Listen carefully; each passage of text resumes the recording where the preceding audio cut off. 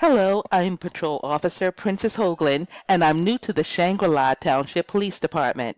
I graduated 2 years ago from the university with a bachelor's degree in anthropology and a minor in psychology. I took the police examination during my senior year and was recruited into the police academy training program shortly after graduation. Community service has been a part of my life since high school.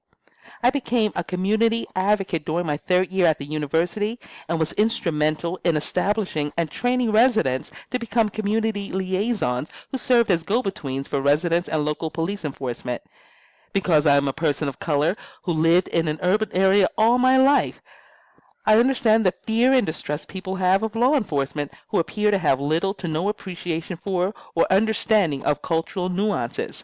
Without that knowledge, officers may become overzealous when responding to calls, resulting in a person who calls in for help being treated as if he or she is the perpetrator of the crime reported.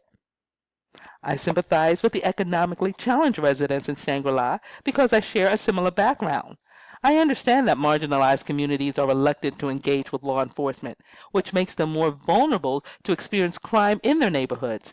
I became a patrol officer in order to work directly with the community, to demonstrate how residents and law enforcement can work together to keep everyone safe, and to help alleviate their reluctance to reach out to us.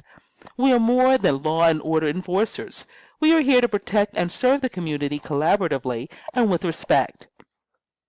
On a not so optimistic note, and to be honest, I am concerned with the attitudes of some of the officers who are supposed to interact and build relationships with the community.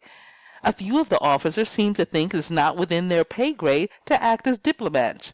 That's the chief's or other higher echelon's responsibility, they say.